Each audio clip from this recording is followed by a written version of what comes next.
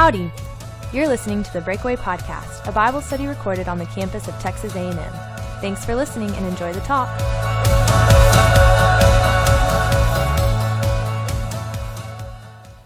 Well, next week is the midway point in the semester. So, there it is. So this is a great time for us to pause and evaluate how it's going. Because there's a principle at work in all of our lives, and it's this, that change brings complexity. Change brings complexity, and it's true. When you were a baby, you didn't have a lot of complexity. There wasn't a lot weighing you down. You basically had two issues you had to deal with: eat and sleep, right? Some would argue poop, but if you look, that tends to take care of itself. And so that's really all you had on your mind. But then when you got older, you had to add in play. And a host of decisions came forward. Is it the dolls or the blocks? All kinds of complexity that you figured out how to navigate. But then as you got older, you added school and all the challenges with that. And then you add puberty and all the challenges with that. And on it goes. And with each new stage came new challenges in complexity, right? Because with change comes complexity. And for many of us, you've experienced that this semester as you got here. I don't know what your summer was like, but for many of you this summer, maybe you just didn't have a whole lot going on. You maybe just had two things you had to worry about. Number one was a relationship with God, maybe your first concern. And number two, maybe a job. And that's basically all you had to juggle.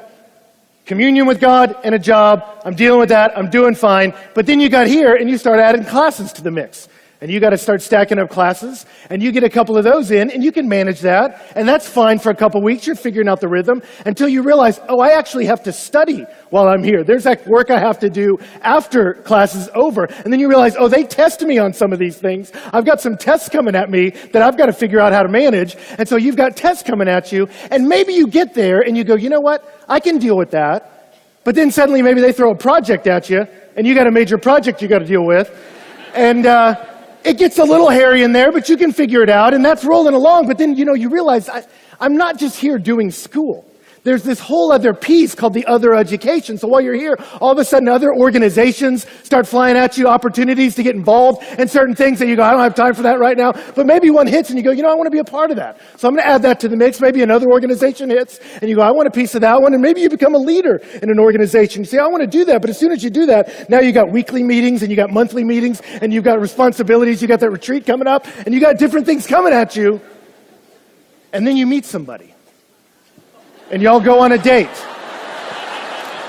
And you go on a second date, you go on a third date, things seem to be going well, but then you have a big conversation coming up where you got to figure out where this relationship's going, and maybe that lasts till 3 a.m., and that goes okay, maybe it turns out good, but meanwhile, while you're figuring that out, the world hasn't stopped. You still got tests coming, you got responsibilities coming at you got to study, but meanwhile, you got meetings coming up, and you got to handle those, but then you got a test, but then you got a date party, and then you really got to study, but hey, the Aggies are playing, really? Are you going to study? But then suddenly you're like, no, seriously, there's a test coming at me, and then you go, wait, I got a date party, but wait, I got a quiz, but wait, I got a friend's party, but wait, I got this, and on, okay, all right. Thanks, guys.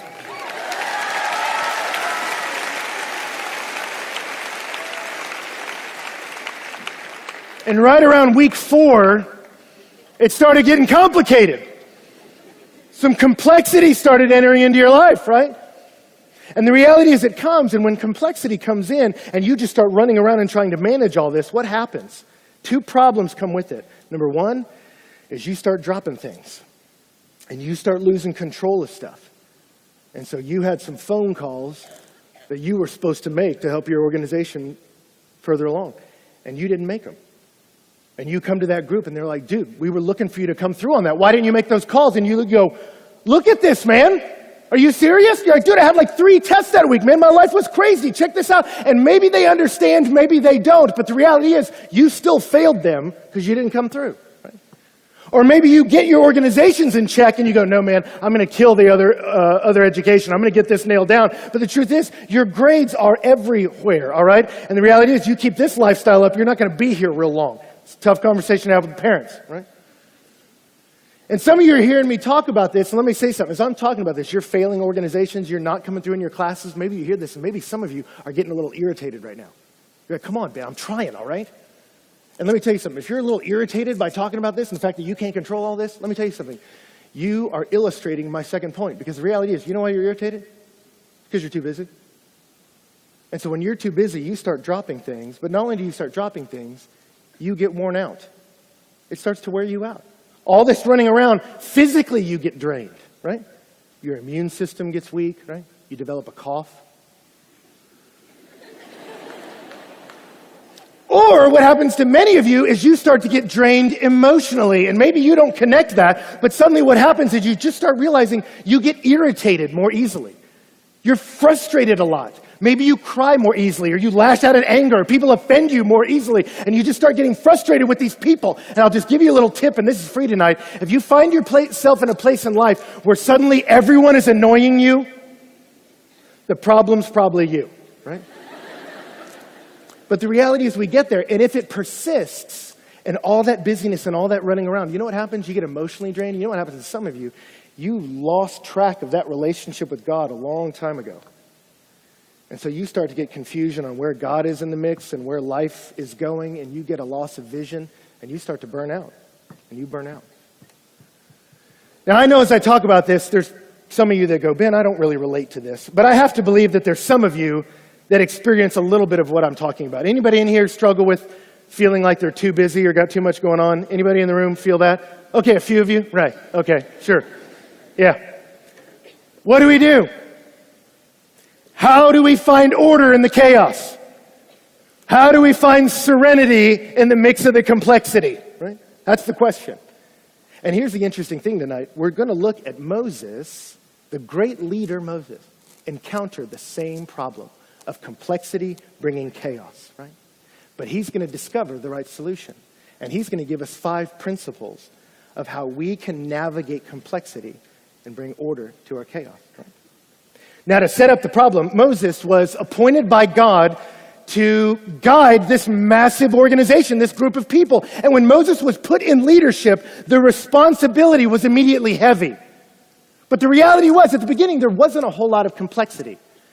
Do these plagues, Moses, and they all came one at a time. It was pretty manageable, right? And then it was lead them to the Red Sea. Okay, hold that stick up so the Red Sea parts. Okay, get them on through. And it was heavy responsibility, but it wasn't real complex until they got to the wilderness. And then it became not just leading these people, but it was leading them, and now I got to think about feeding them. What are the logistics on that? I got to think about watering them. And then it becomes in chapter 17, I got to think about how to lead them into war.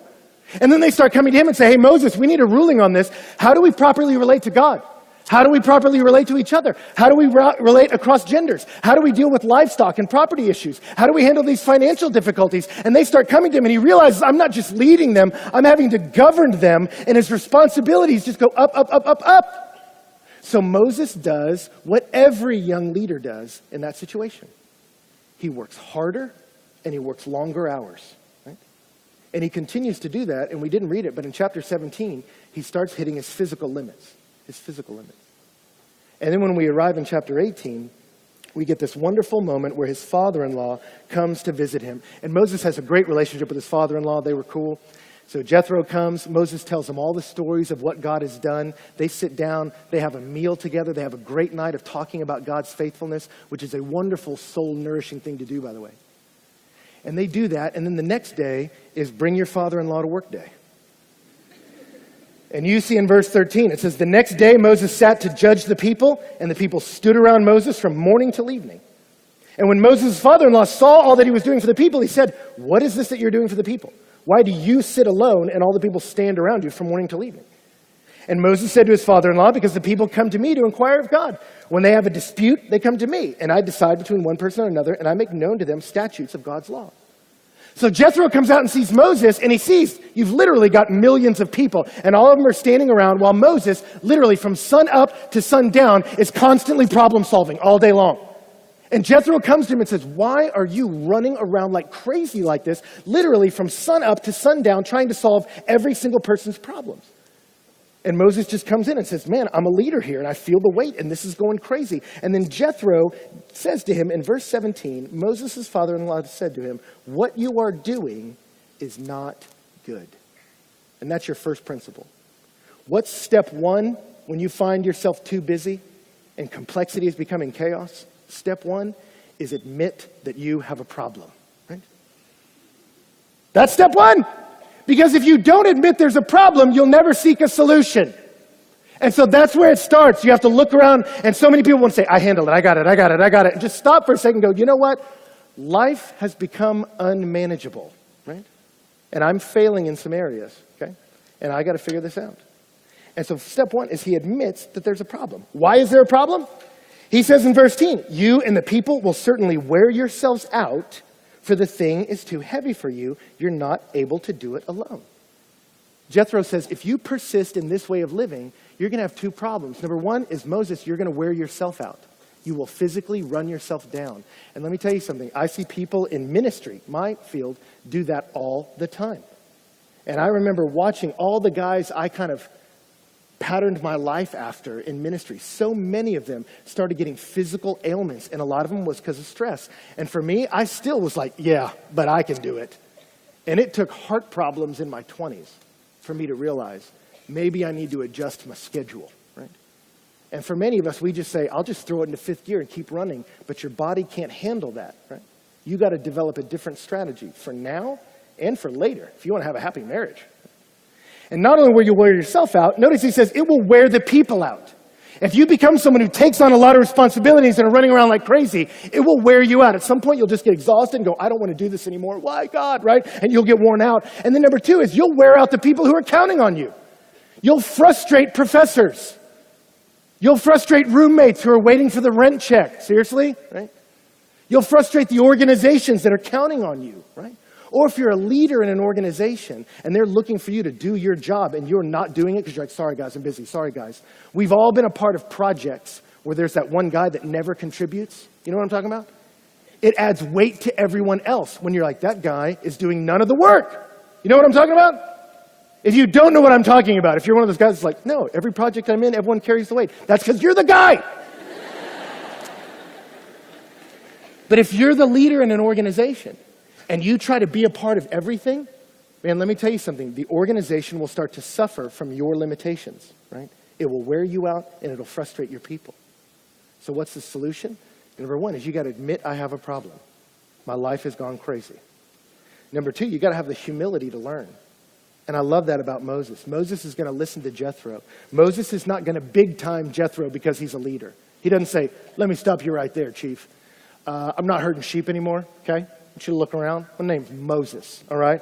I'm leading millions of people with the staff of God, all right? He doesn't do that. Even at 80, he's humble enough to learn. And for you, you need to be humble enough to go, maybe I don't have the best strategy. How do I move forward through chaos and complexity to serenity and to order? And that's where you get your third point, and this is where the rubber hits the road. What do you do when you're feeling overwhelmed with chaos and complexity? You identify your primary responsibilities. Stop for a minute, go, God, I need some help.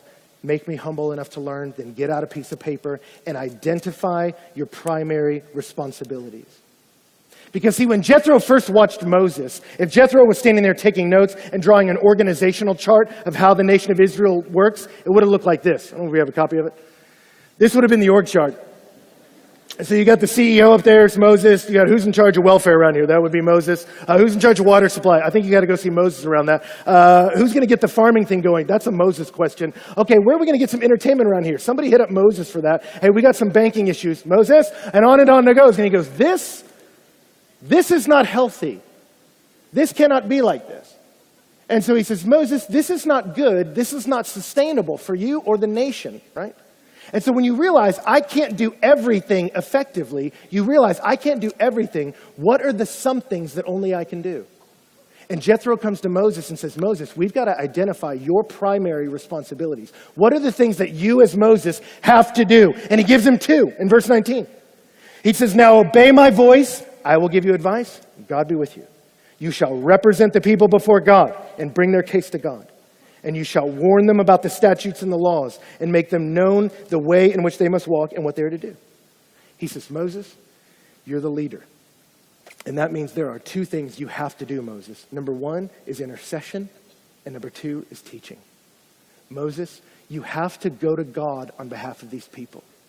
And then Moses, you have to go to people on behalf of God and teach them his laws. Moses, you have to do those things. You can't set those things down to get into some of these other issues. That's the irreducible minimum of your job. You have to get those two things right. Meet with God, meet with the people. You've got to do those two things, right? And it's the same with us. You can't do everything. You can't do everything well. And so as life goes on and complexity comes, and let me tell you something, when you start adding kids and a mortgage and a job, it doesn't get simpler. When life starts to get complex, you have to stop and go, okay, wait a second. If I can't do everything, what are my primary responsibilities? And you set your priorities, and you want to start making your decisions of what you are going to do based on priorities and not proximity. On priorities, not proximity. Because most of us, we make decisions on what we're going to do by proximity. And you know what that's like. You sit on your couch and you go, oh my gosh, I've got so much going on. I don't know what to do. I don't even know how I'm going to handle all this. Call of Duty. And later you go, oh my gosh, I got so much going on, right? Why did you do that? Because it was there, right?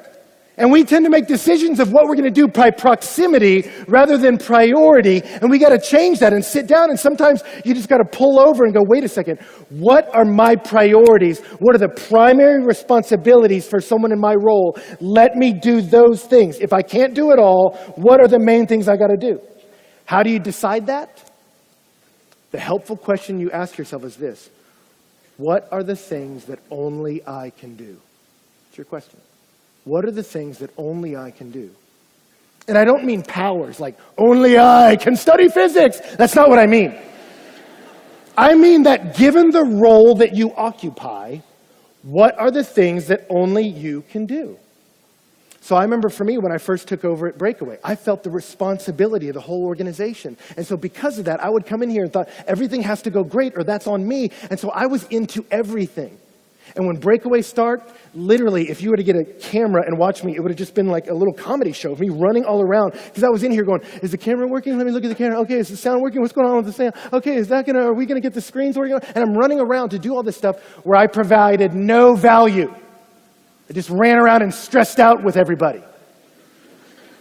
And then what would happen is I would get up on stage, and this was the moment where the whole team needed me to be prepared, and I wasn't. And I would kind of riff on it because this was my gift. I could pull it off, but it was never the quality it should have been. And then I certainly wasn't drawing away to sit with the Lord to get strategy and vision on God, where are you leading the ministry? And so when I was getting burnt out here and started getting some health problems, I was like, something's got to change. And I realized if I'm going to take the leader spot, I have to sit with God and get a vision of where the organization's going. And I have to teach the people the words of God, because that's what this organization is. I've got to be ready for this moment. And so there were times where the office was buzzing, carrying in boxes, doing different things, unloading this, painting that. And I walked in there and realized, I feel this guilt if I have to jump in all this because everyone else is busy. And then I realized, no, these things are valuable, but for me, it's better for the organization if I go somewhere else and just sit in the quiet and sit with the Lord and figure out, where's Breakaway going over the next 6 months? That's where I provide the most value. If I'm going to fill the leader spot, that's my primary responsibility, and I can't set that down. Do you see it? So for you as a student, you have to study. You have to do your homework. No one else can do that for you, right? If you do hand that off, they tend to frown on that around here, right? Not a good decision. Only you can study and get your grades, right? If you're in an organization where you fill a leadership spot, some people join an organization, they go, oh, this is great, and they want to be a part of everything. Oh, we all got to weigh in on the shirt designs. Oh my gosh, we all got to figure out this piece. But you got to realize, if my life's too busy, what spot did I fill in the organization? Let me make sure I'm filling that spot. And let me get that right first. And then if there's free time, then I'll weigh in on this, then I'll weigh in on that. But I've got to find, what are my primary responsibilities? Let me do those. Do you see it? And then the next thing you got to do, this is number 4 out of 5, is you got to hand off or put down secondary responsibilities. Once you figure out what are the irreducible minimums of I have to do these, then you say, what are the other things I'm doing? And if they don't fit, I either need to hand them off to someone else, or I need to set them down for another time. For Moses, it was a delegation issue. Verse 21, Jethro told him, look for able men from all the people, men who fear God, who are trustworthy, hate a bribe. Place such men over the people as chiefs of thousands, of hundreds, of fifties, of tens. Let them judge the people at all times. Every great matter will come to you. The small matters they can decide themselves. It'll be easier for you. They'll bear the burden with you. I remember for me, the first time I became a leader of an organization at Texas A&M, I was very excited about it. They made me leader of it, and it was this conference for leaders. So I thought, if I'm leading a conference for leaders, we got to nail this thing. It's got to be awesome. Felt all that responsibility. So every decision, I had this leadership team with all their different roles. Every decision I had to weigh in on, I had to be a part of. I felt the weight of. And finally, at one moment, I was like, I feel so overwhelmed. I hate this organization. I just hate my life, kind of deal. And then I remember someone told me, Ben, you just need to go home and pull out a piece of paper and write out every single thing your organization should be doing right now. And they said, and then put a name next to the person who bears the primary responsibility to get that thing done. And I filled a full page of all our responsibilities. And then I sat there and looked at that and was like, who's the final say on that? Who's making sure that's happening? Who's the final say on that? And I went down the entire page, and you know whose name was next to every single line? Mine. And I looked at that and I was like, that's why I'm so stressed and frustrated. And that's why all these other leaders are frustrated. Because I'm not giving them responsibility. I'm not releasing them to have real responsibility and real authority in the organization. So they're frustrated, and I'm frustrated, and everybody loses. And so I started giving things away to different people. I realized I'm terrible at event planning. So I gave away some of the event planning. I'm like, you really want to do this? And they were like, yes, we really want to do this. I'm like, really? Yeah. You can take that. That felt great. Oh, you're the treasurer? You really want to handle the money? Great, right? And I just started to hand off things. I'm going, you know what? I'm going to empower these people to take them. And the burden got lighter for all of us, and the organization could move further, faster, because I stopped thinking I was so important I had to be a part of every single thing, right? And that was the first test that came to me. Volunteers at Breakaway. We do what Moses did here. He says, hey, Moses, get the right kind of people. And if you notice, he gets this checklist. And you could do a whole leadership talk on this. We're not going to. But he says, hey, get the right kind of people. They got to have ability to do the work. They got to fear the Lord, be reverent. That means that they'll do what's right when you're looking and when you're not looking. They're reliable. You can trust on them to show up. And they're selfless. They don't like a bribe. That's what that means. They're not in it for their glory. And the truth is, that's how we pick leaders at Breakaway. There are key functions of what's happening here at Breakaway that I have no understanding of how they're pulled off. I really don't. Everything that's happening over there with speakers, everything that's happening in this room other than right here, I don't really understand the mechanics of it, right? But what we did is we managed hard to hire easy. Or excuse me, we hired hard to manage easy. I was like, that makes no sense, man. We hired hard. We said, let's make it tough to become a leader here. Let's find people with ability, reverence, reliability, and that aren't doing this for their glory. They're doing it with an honest heart to serve the Lord. Let's hire hard, get the right people on the bus so that we can manage easy, so that I can release them to do what God's built them to do, and the whole ministry can function. Do you see that? And so some of you are in organizations where you just got to hand some things off. You're trying to control too many things and you can't. Others of you, it's not an organizational leadership issue, it's just your life. And the truth is, with your life, there may be some things where you're running around like crazy and go, you know what? In this season, there are certain things that you're just going to have to put down right now. There are times at Breakaway where I always want to push forward. There's about 10 things right now I want Breakaway to be doing, and we're not doing them yet because I got to hire people to do them, because I know if I try to do them, I'll break something physically, right? And so we're going to wait, and I just have to put it down. Starbucks almost went out of business. Did you know that? Hit major financial trouble. And their old CEO had to come back, and he realized, we are trying to do everything. He said, I went into a store, and we're selling grilled cheese sandwiches and stuffed animals. And he says, I'm looking at all this, and the coffee tasted terrible. He said, our primary responsibility is coffee and a good experience when you meet with our barista. All this other stuff is secondary. Put it down. Let's get the primary right. And that's what you got to do, right? Now, let me give you two critical clarifications on that point, and then we'll get to our last one. Critical clarification number one is don't cut your supply lines. Don't cut your supply lines. And what I mean by that is this. Some people, when you get busy, you realize stuff's got to get cut out of my life, and so you start cutting the supply lines that keep you alive. You go, I'm just so busy, I just won't sleep. That's going to get diminishing returns on you real quick. Or you go, I'm just too busy right now, so you stop taking care of yourself. You stop eating well, stop being healthy and making decisions. You let your body deteriorate. Or some of you go, I'm just so busy, I'm just got to cut out time with God. I don't have time for that, right? And you start cutting off stuff, and that doesn't make any sense. That's like saying, I'm going to lose weight by cutting off my leg. Yes, you've succeeded in losing weight, but I'm not sure that was the best strategy. It's going to hurt you in the long run, right? Take care of your body. Take care of your health. Don't let it break down, because when you lose that, you're going to lose effectiveness. And let me say this, take care of your soul. So many of you, you're starting to get jaded and confused about, does God even care? But if you look at your life, when things got busy, that communion with God was the first thing to drop off. And what happened was, you're like a ship at sea, and you realize we got to lighten the cargo, so you cut off the rudder. Yes, you lost some weight, but you also cut off the thing that gives direction to the ship. And so you might move faster, but you'll move faster in the wrong direction. And you'll look up later and go, where am I? Don't do that. Take care of your soul. Don't neglect meeting with God, right? That's the biggest mistake you could make. Cut out other things.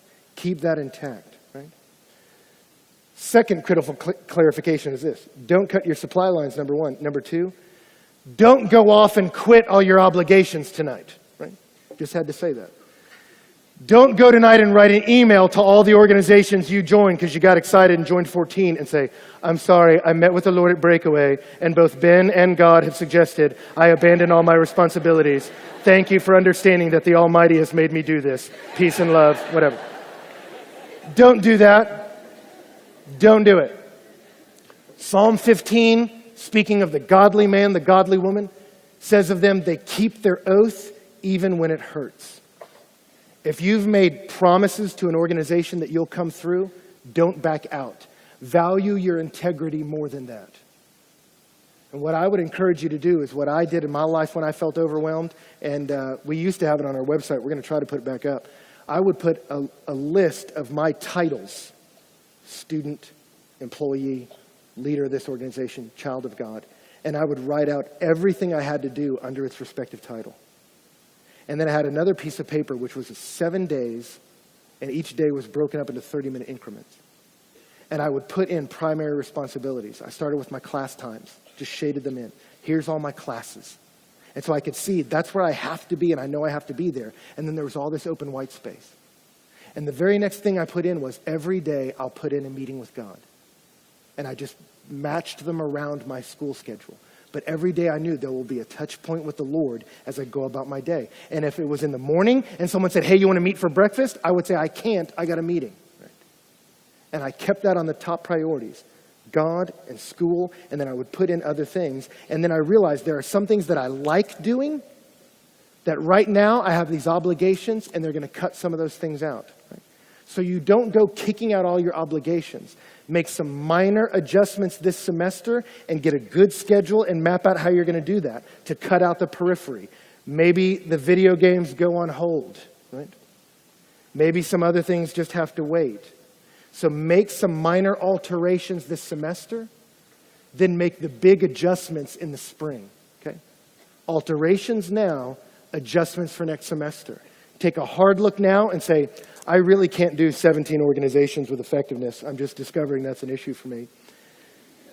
Follow through on your obligations for the next 8 weeks. And when those 8 weeks are over, you evaluate which ones are the ones that are, I'm providing the most value. It's helping me grow and advance in my relationship with God and effectiveness in the gifts I believe He gave me. Let me pinpoint those into the rest. Say, hey, at the seam, at the semester break, if that's where your obligations end with them, say, hey, I'm not going to re-up next semester. Much love. I just have to simplify my life. And you do it in a way that has honor and integrity and values other people, okay? So don't go quit all your obligations. Fifth point is this. Number one is I admit there's a problem. I'm too busy. There's chaos in this complexity. Number two is the humility. I need some help here. Number three, is set your priorities. Number 4 is to hand off or put down secondary responsibilities. And number 5, the last point is this: get the gospel deeper into you. Get the gospel deeper into you. You can say, Ben, what does that have to do with the fact that I'm too busy? Here's what it has to do with that. For many of you, your busyness is just a product of good opportunities coming in your life. You're like Moses. You're like, oh my gosh, the organization's growing. That's exciting. I got to get some structural pieces in place because there's so much opportunity. Fantastic. Have a great semester, right? For others of you, busyness is a chronic lifestyle.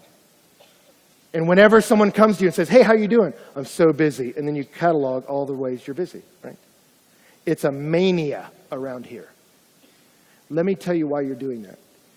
If you're someone who is constantly busy all the time, the chances are you're doing that because you're trying to fill a vacancy in you. And the reality is, by telling people you're busy, what it sounds like is, I'm valuable. I'm important. I got things going on. And you're scared that to say, I got nothing going on, sounds like I'm a loser or not amounting to anything. So you are always in 5th gear. Why? Because you're trying to say to the world, I'm worthwhile, I'm meaningful, I'm valuable, because look at how busy I am. Why are you doing that? Because you desperately want to feel valued and cared for and loved. You're trying to fill a hole by hitting the gas. And it doesn't work that way. It doesn't work that way. And stuff is never going to fill that hole in your heart. Things, responsibilities, a spreadsheet, people knowing your name will never be enough to help you sleep at peace. It won't bring it. Jethro gets it right. He says, Moses, make some strategic changes, but at the end of the day, it's God be with you, Moses. The Lord has to be the one that navigates your life. If the Lord is your shepherd, then you shall not want. He makes you lie down in green pastures. He leads you beside cool waters, and he restores the soul. If your life never includes resting beside cool waters, laying down in green grass, it's because the Lord's not shepherding your soul, and that's why you're so depleted. What you need is not another thing in your schedule. You need a good shepherd, and that's what Jesus came to be. What's beautiful about the gospel of Christianity is God did not give us a list of rules that you have to do all these things to attain his approval.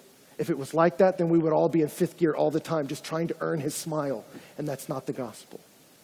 The gospel of Jesus is you can't. We can't earn our way into the graces of God. That's not how it works. Christianity is I come to him and say, I'm a mess. I'm broken.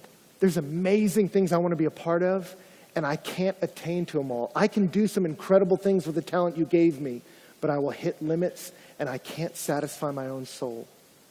And what Jesus does is he comes rushing in that moment.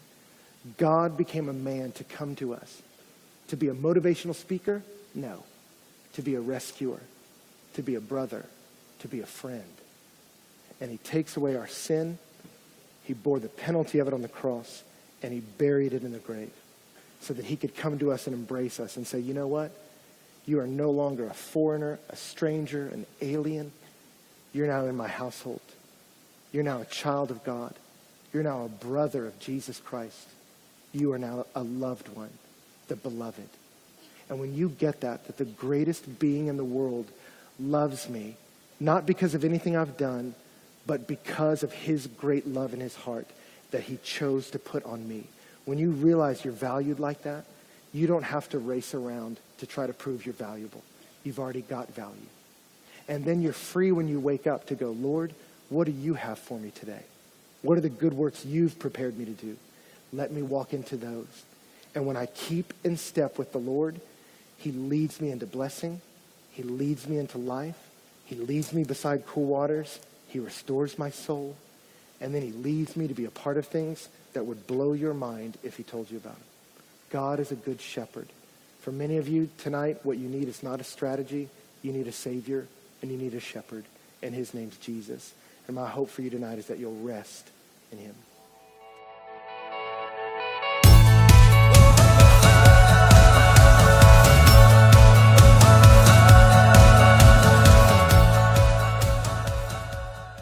Howdy, and welcome to the Breakaway Podcast. My name is Brent.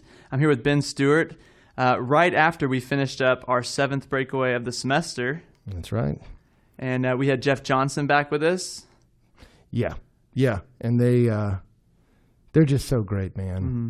Picked great. I mean, coming up after the talk, singing "Lord, I Need You," just so pastoral, so beautiful. Love those guys. So grateful for them. Yeah, they were wonderful. You continued in your Exodus series, part 7. Yeah, part 7, rolling along. And it was out of Exodus 18, where Jethro is looking at Moses and is seeing some things that aren't going very well in his leadership. Mm-hmm. And you gave a couple points. If they just listen to this, they got all of them. Yeah. And I just wanted to see, do you have anything else to add to the night? And yet there could be still more. Yeah, a couple things, man. I mean, the first thing I would say is if you're listening to this audio, you might be asking yourself, what exactly was happening at the beginning? And I had a couple guys strategically placed down on the floor in front of the stage that were throwing different tennis balls at me to represent different obligations, and me trying to catch them all and hold them all and juggle them on quickly became a mess. I did catch a surprising amount. You did great. And the guys did a great job. But that was the idea, is how quickly one can become overwhelmed. So that was that piece. But more to the point of what we were talking about, this was a message. I mean, gosh, Brent, I was preaching this to myself as much as, it's very easy to do this, particularly in our culture. We have a culture that's sort of addicted to this sort of thing. And sometimes it really is an unhealth. And you see that a lot. People find their worth and value in what they do. And I think there is, it's okay to derive value and importance from what you do. You want to feel good about what you're doing. The problem is some people find all their value in filling their schedule, and that's when it gets really unhealthy, man. It's because you don't want to stop and deal with maybe some problems in your life or really stop and evaluate some things with God. You just get busy, and that's a mistake. If you can't sit in the quietness alone, you're too busy. You need to be able to put the phone down and everything and just be still. And if you can't do that, something's wrong. Make yourself. Because if you just keep pushing, you're going to get weary. And weariness opens you up to temptation, man. It really does. Some of your besetting sins gain strength when you lose yours. And weariness plus opportunity equals failure for so many people. But with that said, some growth comes, or some busyness comes from growth. They're good problems. We experienced that at Breakaway. We had more people come than ever. We're like, oh my gosh, we have problems, real legitimate problems. And so one thing I would encourage you to do that I do myself and we encourage ourselves to do as a staff is we're constantly saying, let's evaluate. There's nothing wrong with that. So for me, about every 6 months, I pull out everything and evaluate my schedule. And I ask myself, am I doing the right things? And am I doing these things the right way? I'm just always asking myself that, like with the limited amount of time I have, am I doing the right things? Am I putting the right things in front of myself to get done? And then am I doing them the right way? Is there a more efficient way to do them? Should I change when I study, when I return phone calls, when I meet with the staff? And I'm constantly tweaking my schedule because of the needs of the ministry. And I think that's okay. It was something I learned early in ministry from a great leader of just, don't just, as Andy Stanley says, always work in the ministry. Sometimes you have to work on it and say, are we doing the right things and are we doing the right way? So you want to work on your schedule, not just in it, and become a more efficient person. And then we do it even monthly, our days with the Lord, of evaluating how our schedule's going. And then we just did this with our staff members, or our team leaders rather, of just saying, let's look at what we're doing. Are we doing the right things? And then let's look at our strategy. So do we have the right priorities, the right strategies? And I think that's helpful, man. I think always doing that that time to pause and plan will make you more efficient any other time. Sometimes we want to zoom past planning because we think we don't have time. And then what actually happens is you become less efficient a person. And so pull over. Yeah. That's very helpful. And for those just listening or watching on the podcast, when you ask that question, hey, is anyone tracking with me? Is anyone struggling with this being too busy? And I think the whole room raised their hands. Yeah. So it is encouraging to know that you're not alone struggling with this, this desire to find meaning or find purpose. and that even our kind of early fathers, Moses, was struggling with this. And so we definitely want you to know that we want you to be encouraged. We want this to be helpful for you, and hope that it is. Another thing that you did tonight is you announced some things about our Go Missions Conference that is coming up on October 22nd and 23rd. Yeah. You want to give the podcast listeners some more details about that? Yes. In 2 weeks' time, man, Go Missions is on its way. And so we'll have a regular breakaway next week. And then the following, we dedicate one breakaway a year to really pressing in on what God's doing around the world. And so J.R. Vassar is coming to speak. J.R. is an amazing lover of God, minister, planted a church in New York, pastored there for, I believe, 10 years, and is now back in Texas and has an incredible heart for missions and the lost in the world. And so we can't wait for him to come and talk about God's missional heart. And then we just announced this tonight, and that is we have special guests leading worship as well. The Passion Band will be here leading for us. So Christian Stanfield, Brett Yonker, some great friends from Atlanta who've got a big conference coming up in Houston in a couple months, are coming down to be a part of what's going on here, and we just love it. Love those guys, and it's going to be a high-energy, fun night. And so you're going to want to tune in for that. And then that following day, Wednesday, please be praying for us, because missions agencies from all over the world will be setting up, and we're doing it different this year. They'll be setting up on campus in Rudder, a building right in the center of campus. And then we'll have breakout speakers speaking in the Memorial Student Center, in the MSC, missionaries from around the world talking about how to be a part of what God's doing. So pray for students that they'll make it to those breakouts and make it to those exhibits, because we want to give them not just a passion to be a part of what God's doing, but a pathway. And that's what those breakouts are for. So we're excited about those 2 days, and be joining us in prayer. Come join us in person. But be leaning in with us, because we're excited about what God's going to do. And we'll be putting all this information and more information on our website and on our social media sites like Facebook and Twitter. So if you need more information, want more information, keep an eye on that, breakawayministries.org. And next week, we are back in Reed.